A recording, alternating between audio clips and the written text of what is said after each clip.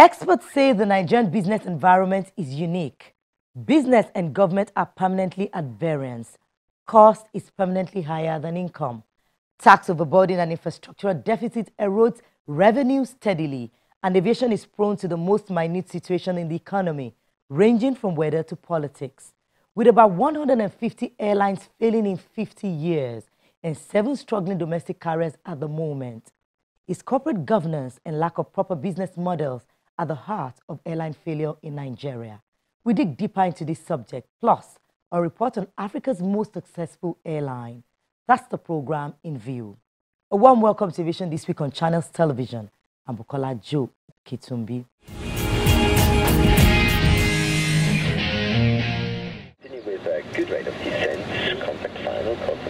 Aviation is indispensable to the socio-economic development of any nation and plays a pivotal role in driving today's global economy.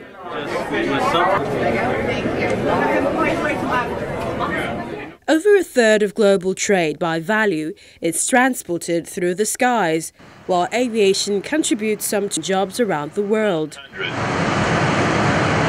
50. 30. With aviation's great economic benefit, airlines are a big part of the chain.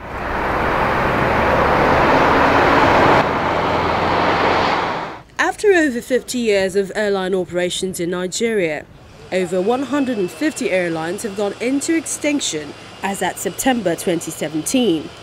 Late last year, Nigeria's local aircraft fleet stood at 81, but at the moment it's much less, no thanks to issues surrounding lease agreements as experienced by one of the airlines.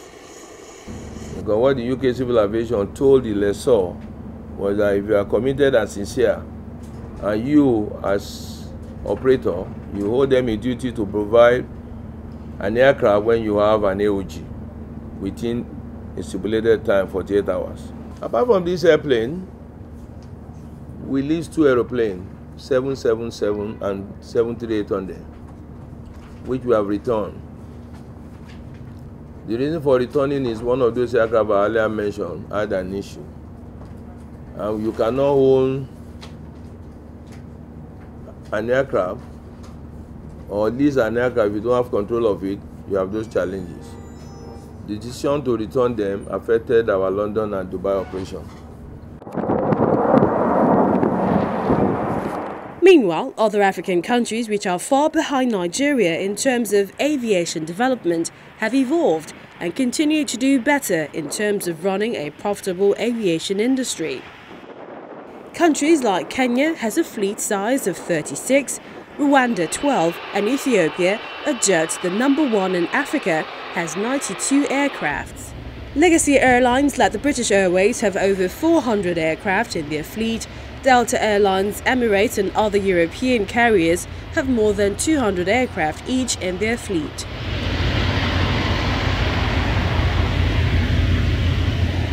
We don't want airlines to just remain standalone and everybody fights to death just to make profit.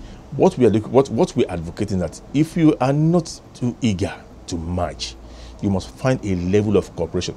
We want to see our airlines come together, improve their capacity and improve their processes. And in doing that, you cannot stand alone. And that's why today, if small air carriers, ASKY has partners, Rwanda Air has partners with foreign airlines, and we have our airlines that we don't have partners, then something must be wrong with what we are doing. The year was a year that was equally affected by the recession. And from the recession, we have virtually 80% of the transactions done in aviation are all dollar denominated. And airlines are going through a challenge when it comes to that, because the dollar does not get to them as at when due, but they must spend on daily basis in dollars. When they do their bidding with the CBN, it takes close to 45 days or sometimes even 60 days before they get their dollar. By the time the dollar is coming, it's already spent because they've been doing a lot of transactions. Sometimes they have to also face the burden of trying to source for those funds. And when you source for those funds from the black market, you have problems with the international community because the international community do not know the source of that fund, and so they might not want to accept it. So airlines are going through a tough time when you look at that. First Nation Airways, one of the 7 surviving domestic carriers in the country, has its operations downgraded from scheduled services to charter after operating with just one aircraft for 9 months, contrary to civil aviation regulations. For another analyst, support from government for this industry is as important as the growth of the economy. He believes that with the subsisting operating environment, it would be quite difficult for any airline to succeed. Domestic airlines need all the support they can get, to be very honest, because when you look at across the region, you'll find that a lot of activity is moving into Accra. And the simple reason why a lot of activity is moving into Accra is simply because Accra is beginning to put some measures in place that attract airlines, such as what? They've removed VAT. VAT is a huge chunk when it comes to the cost of a ticket. And when you remove that from the cost of a ticket, it of course increases the patronage. The more people can fly because they have more funds to be able to use. And if you look at what is happening in Accra now, more and more people want to fly into Accra. Our government should be looking in that direction. What can we do to reduce the burden on the airlines so that more people can fly, the ticket cost comes down?